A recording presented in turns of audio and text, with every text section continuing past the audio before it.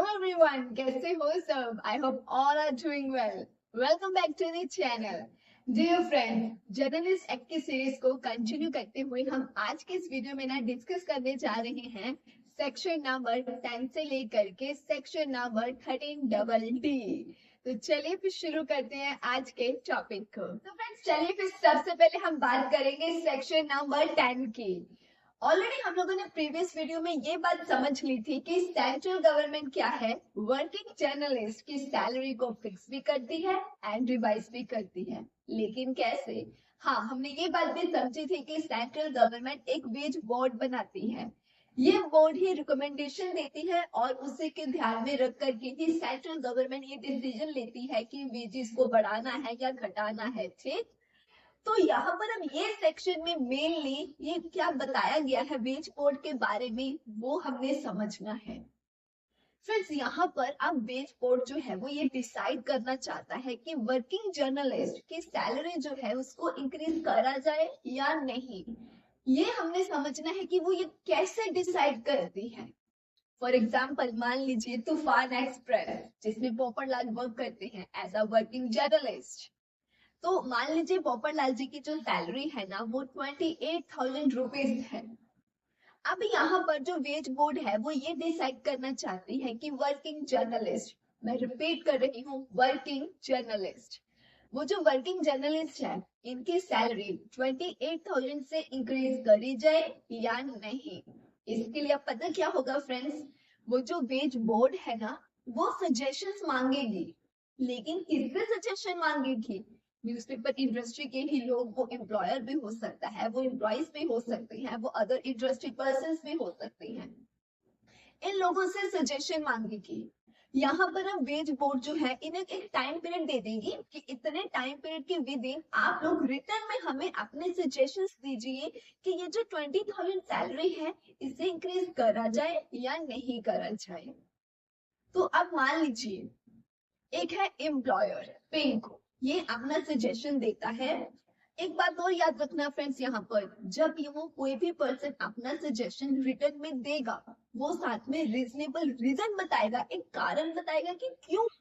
ठीक, तो अब मान लीजिए जो एम्प्लॉयर पिंकू है वो अपना सजेशन दे रहा है वेज बोर्ड को कि सैलरी 20,000 है, आप लोग 30,000 कर दीजिए। वाई? क्योंकि कॉस्ट ऑफ लिविंग बढ़ गई है। तो कॉस्ट ऑफ लिविंग का रीजन देते हुए उसने अपना सजेशन दिया। ठीक इसी तरह से ही मान लो ये एम्प्लॉय ने दिया था सजेशन, अब हम मान के चलते हैं कि जो बॉस है, जो एम्प्लॉयर है, वो सजेशन देता है कि नहीं नहीं बजट पे तो लिमिटेड होता है ना हमारा, तो एक काम करिए 28,000 है, आप लोग 28,500 कर दो, 28,500 रुपीज सैलरी कर दो। तो अब दोनों के सजेशन हम एग्जाम्पल में दो दे रहे हैं, कितने भी लोग दे सकते हैं सजेशन। तो ये सारी जो भी सजेशंस आएंगे उनके जो भी रीजंस रहेंगे इन सब बातों को ध्यान में रखा जाएगा। वेज बोर्ड जो है अदर फैक्टर्स को भी कंसिडर करेगा। इन सब चीजों को कंसिडर करने के बाद क्या है, वो अपनी रिकमेंडेशन सेंट्रल गवर्नमेंट को देगा। अब आप लोग मान करके चल लीजिए कि वो जो भी सजेशंस मिली थी सब लोगों की एंड अदर फैक्टर्स को ध्यान में रखते हुए वेज बोर्ड को लगता है कि सैलरी 28,000 थी, अब 29,000 होनी चाहिए। तो वो इस बात को सेंट्रल गवर्नमेंट को रिकमेंडेशन भेज देगा कि और सेंट्रल गवर्नमेंट जी, आपसे वर्किंग जर्नलिस्ट की जो सैलरी रहेगी वो 29,000 होगी और इस बात को आप 1 जनवरी 2026 को लागू कर दीजिए। तो इस तरह से रिकमेंडेशन दी जाती है सेंट्रल गवर्नमेंट को। एक और इम्पोर्टेंट पॉइंट जो आपको याद रखना है कि ये जो रिकमेंडेशन है वो वेज बोर्ड पूरे के पूरे इंडिया के लिए भी दे सकता है। सो आई होप आपको एग्जाम्पल से ये पूरा का पूरा सेक्शन क्लियर हो गया होगा। Now let's talk about section number 11। इस सेक्शन में ना हमने मेनली 4 पॉइंट समझने हैं। सबसे पहले यहाँ पर कहते हैं जो वेज बोर्ड है, वेज बोर्ड जिसकी हमने अभी अभी बात करी भी है, उसके पास क्या ही पावर्स है यार, उसकी शक्तियां क्या है, इसके बारे में हमने समझना है। सबसे पहले बोला गया है कि ये तो हम वैसे जानते ही है कि उसके पास ये पावर है कि ये क्या कर सकता है, वर्किंग जर्नलिस्ट की सैलरी को फिक्स एंड रिवाइज कर सकता है।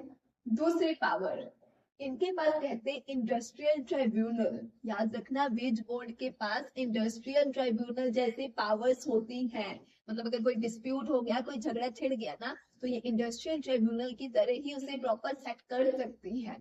Power clear. सेकंड पॉइंट में बात करी गई है प्रोसीजर की। यहाँ पर कहते हैं जो वेज बोर्ड है ना, उन्होंने जो भी काम करना है उसका प्रोसेस, उसका प्रोसीजर वो खुद से डिसाइड कर सकते हैं। फॉर एग्जाम्पल डॉक्यूमेंट्स कौन से चाहिए होंगे, हियरिंग कैसे होगी, ये सब के रिलेटेड ही अपने हिसाब से प्रोसेस डिसाइड कर सकते हैं, प्रोसीजर अपना मेथड मतलब यूज कर सकते हैं। लेकिन बस इस बात का ध्यान रखना है कि ये जो भी प्रोसीजर अपना रहे हैं, जो भी ये मेथड लगा रहे हैं, वो लॉ के, वो रूल्स के अगेंस्ट नहीं होना चाहिए। ठीक।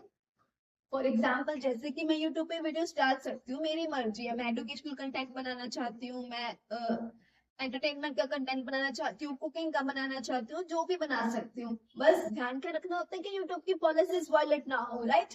ठीक उसी तरह से यहाँ पर भी बोला गया है कि ये लोग अपने तरीके से अपना प्रोसीजर यूज कर सकते हैं, बस जो कानून है, जो रूल्स है, उसके अगेंस्ट नहीं जाना है। तो सेकंड पॉइंट भी क्लियर। थर्ड पॉइंट यहाँ पे बोला गया है डॉक्यूमेंट्स। फ्रेंड्स, जैसे कि हमने 10th सेक्शन में, पिछले सेक्शन में भी समझा कि वेज बोर्ड क्या है, सजेशंस मांगता है रिटर्न में, राइट। अब ये भी हम जानते हैं कि इसके पास इंडस्ट्रियल ट्रिब्यूनल जैसी पावर भी है, ये डिस्प्यूट्स भी हैंडल करता है, राइट। तो कहते हैं इनके पास जो भी डॉक्यूमेंट्स आते हैं, मतलब सजेशंस आई हैं या बोर्ड के पास कोई एविडेंस आए हैं, एंड अगर कोई इंटरेस्टेड पर्सन उन सजेशंस को देखना चाहता है या उन एविडेंसेस को देखना चाहता है, तो वो देख सकता है। बस उसको थोड़ी सी फीस देनी पड़ेगी।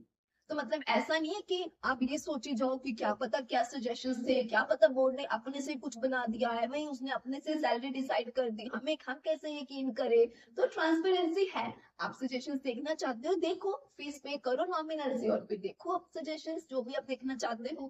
क्लियर। लास्ट पॉइंट यहाँ पे बोलता है, अगर मान लो वेज बोर्ड में से कोई चेयरमैन रिजाइन कर गया, कोई मेंबर रिजाइन कर गया, अगर, तो कहते क्या फिर काम खत्म, रुक जाएगा?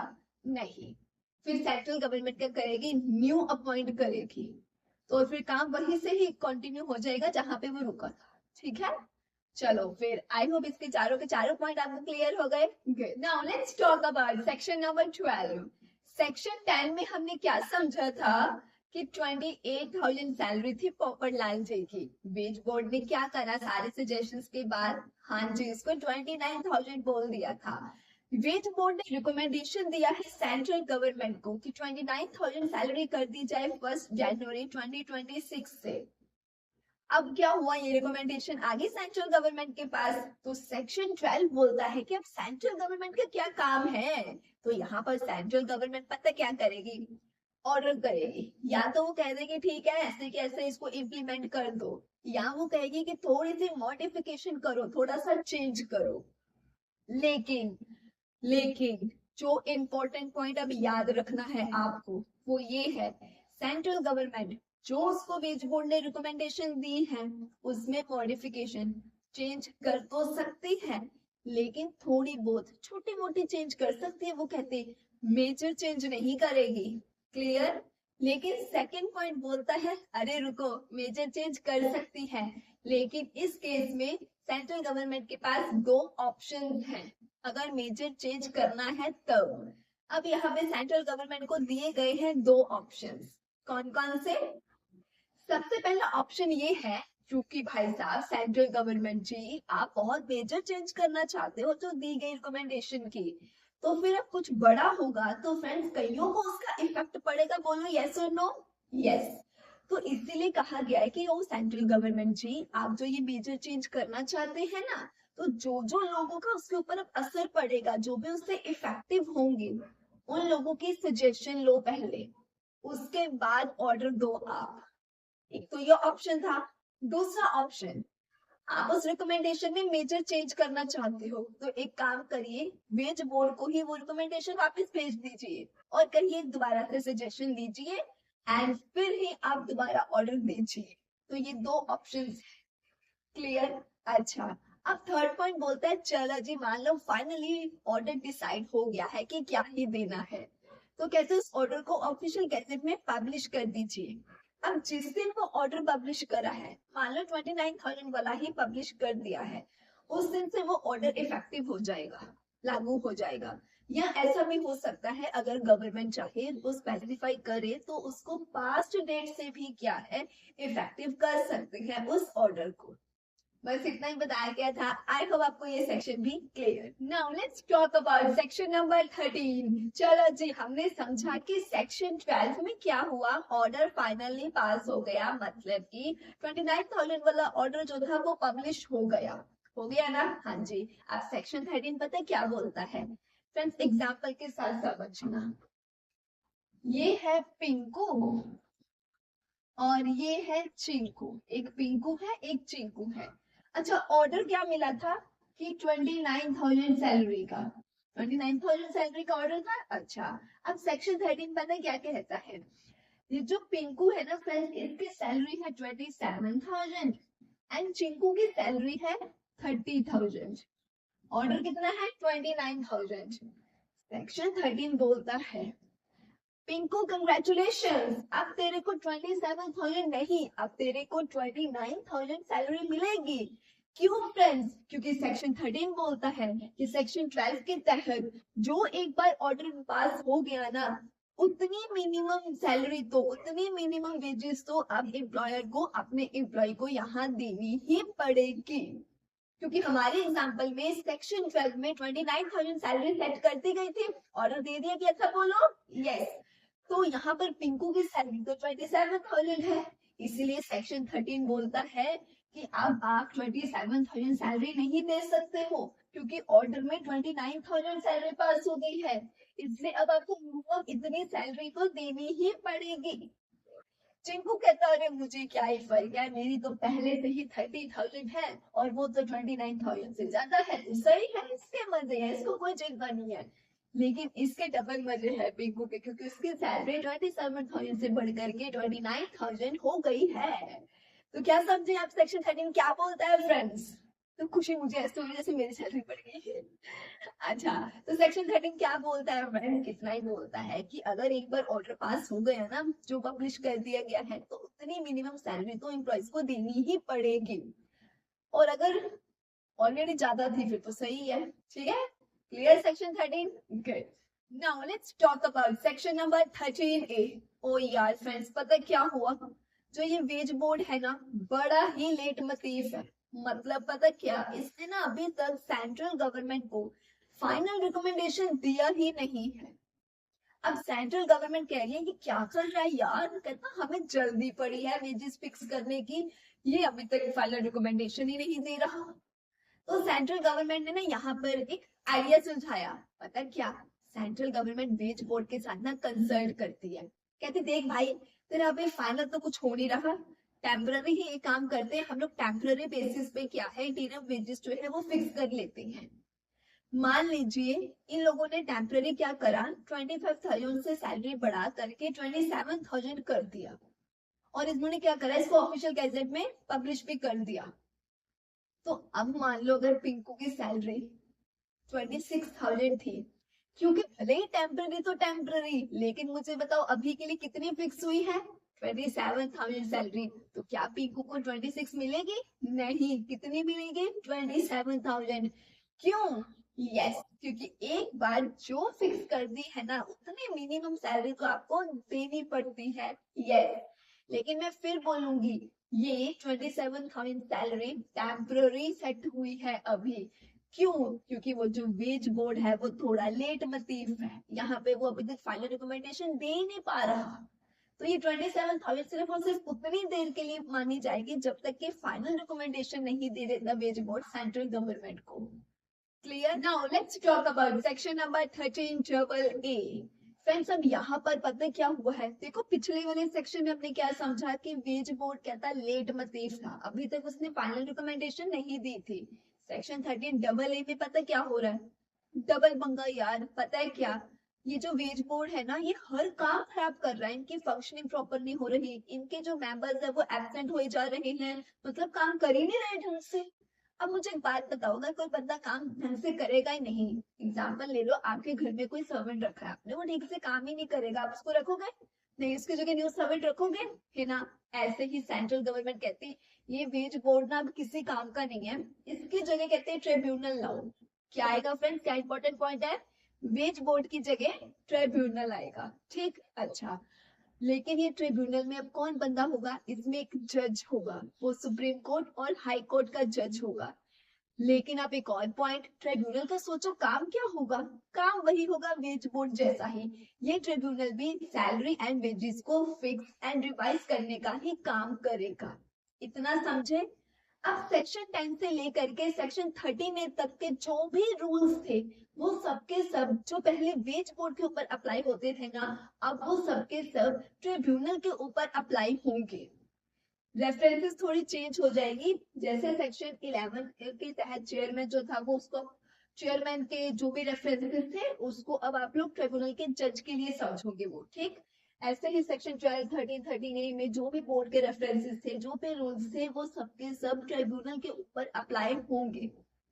एक बात बताओ, आपको क्या लगता है जब वेज बोर्ड की जगह ट्रिब्यूनल आया है तो क्या बोर्ड ऑटोमेटिकली खत्म? यस, वो ऑटोमेटिकली खत्म। क्लियर। अब एक बात और सुनो, ये जो ट्रिब्यूनल है, पहले वेज बोर्ड ने जो भी एविडेंसेस का रिकॉर्ड लेकर के रखा था उसके बेसिस पे ट्रिब्यूनल अपना काम कंटिन्यू कर सकता है।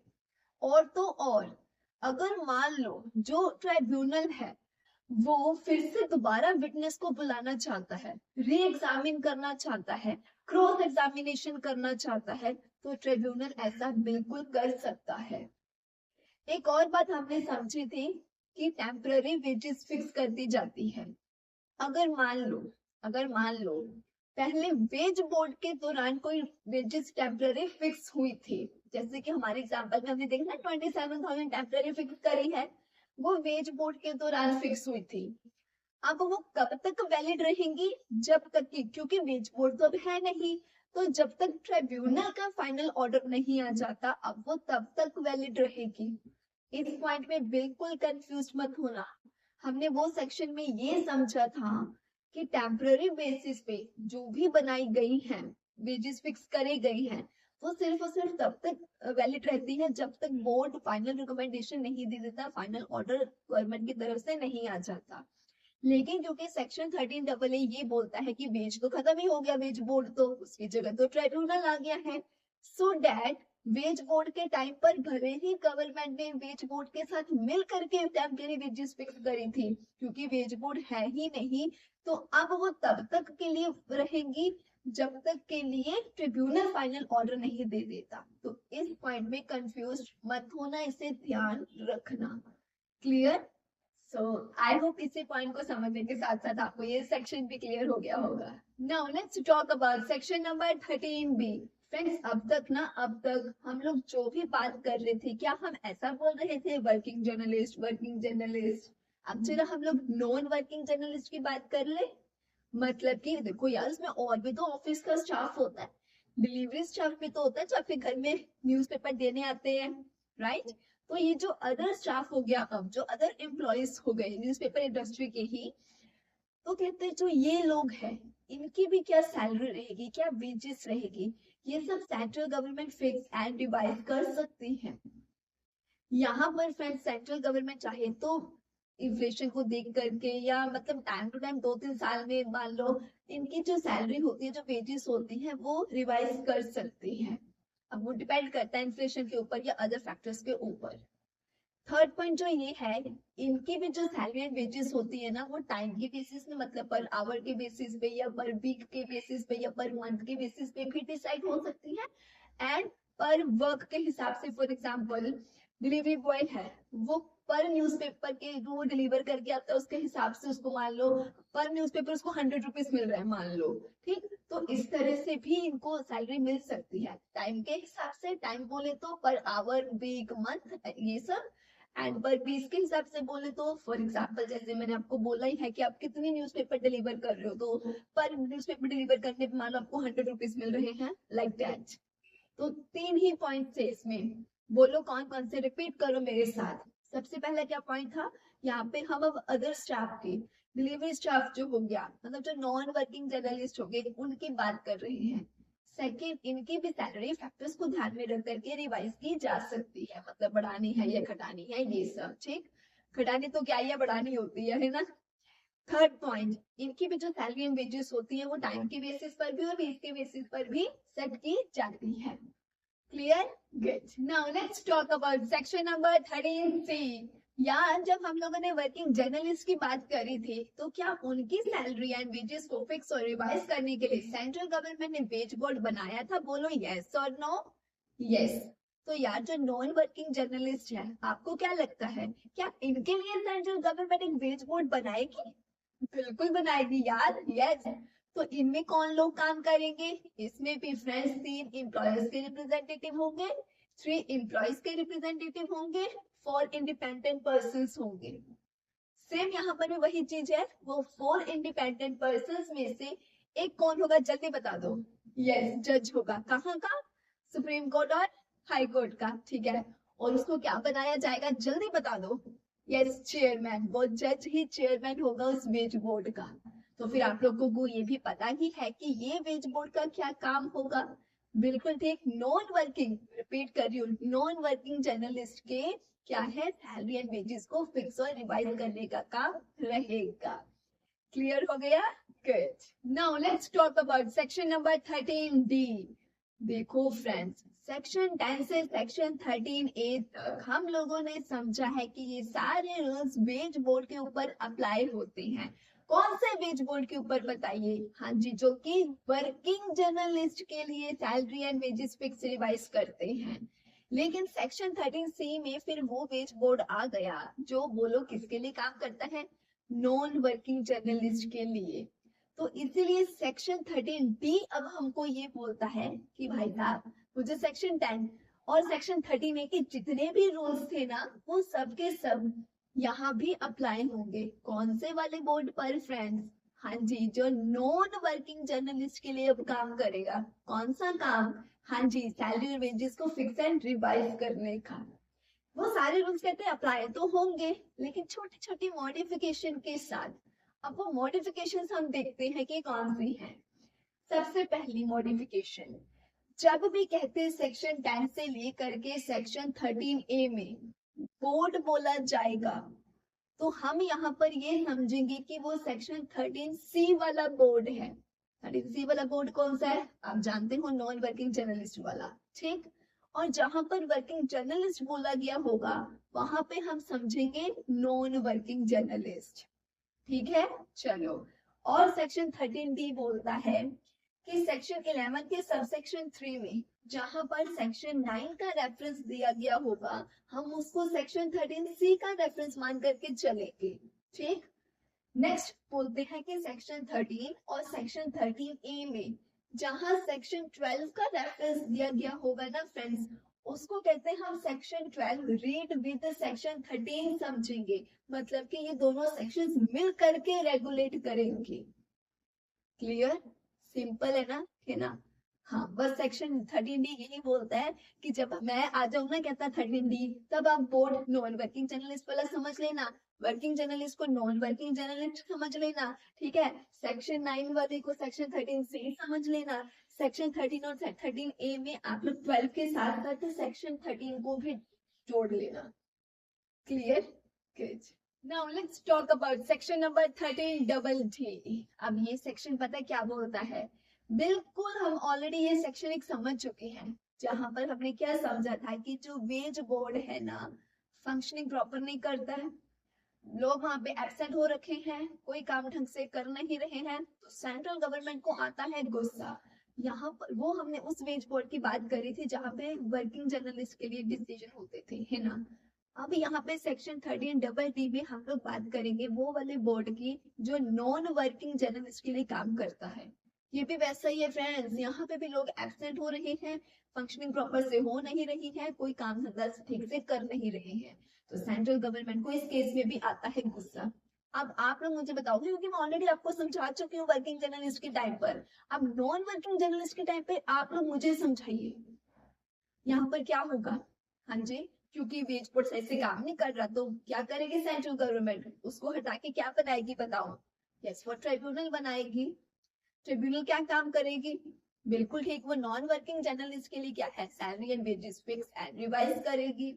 ठीक है, और क्या होगा, जब ट्रिब्यूनल आ गई तो उसमें बंदा कौन होगा, क्या इसमें भी कोई जज होगा? बिल्कुल होगा। कहाँ का होगा बताइए? हाँ जी, सुप्रीम कोर्ट और हाई कोर्ट का होगा। ठीक है, तो मुझे बताओ, जब ट्रिब्यूनल आई तो वो जो वेज बोर्ड है वो ऑटोमेटिकली हट जाएगा क्या? हाँ, वो ऑटोमेटिकली हट जाएगा क्योंकि ट्रिब्यूनल आ गई है। अब सुनो, अब यहाँ पर जब ट्रिब्यूनल आई है तो बोर्ड की जगह हम क्या मान करके चलेंगे, क्या है? ट्रिब्यूनल है।